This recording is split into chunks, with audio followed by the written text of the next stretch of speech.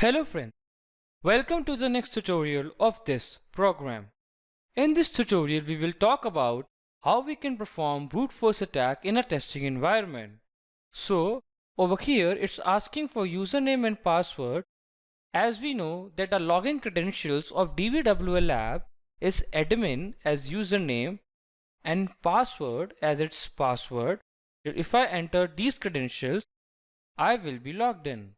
Now imagine that you are trying this vulnerability in a website while doing bug hunting, as you must not be knowing the password, so how you can brute force in login forums for the same. Today we will do the same via Burp Suite. For example, let's enter username as A1 and password as 123. Now let's intercept this request in Burp Suite.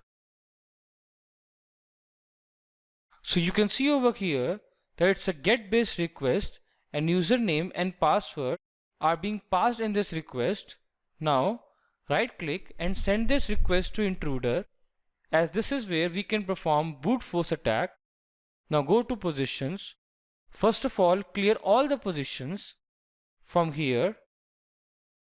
Now double click this and add one over here and one over here.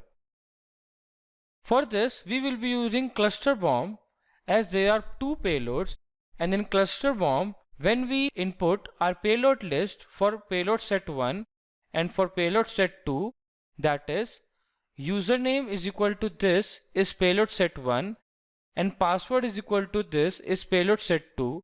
So what happens in cluster bomb is that it will brute force all the payloads of payload set 1 with payload set 2 and check what all payloads are working.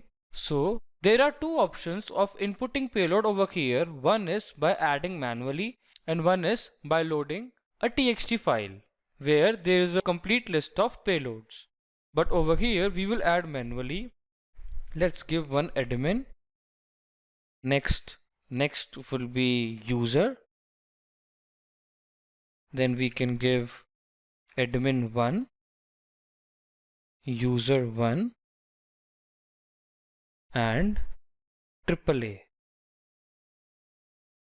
So this was for the usernames, and the second list is of passwords. Let's give one correct password, that is password. Second one is this, third one is QWERTY, then we can add 1 2 3 4. Now let's start the attack.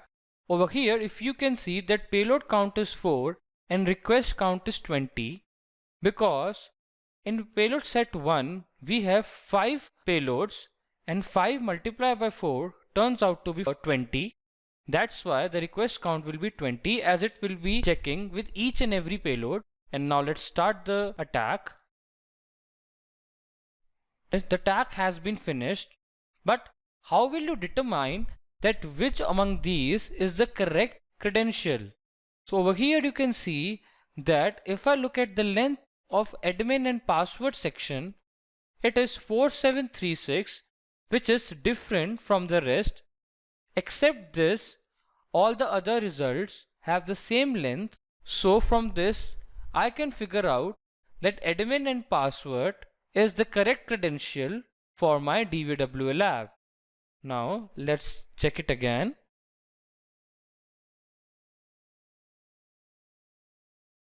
Voila! We have successfully able to brute force this login forum.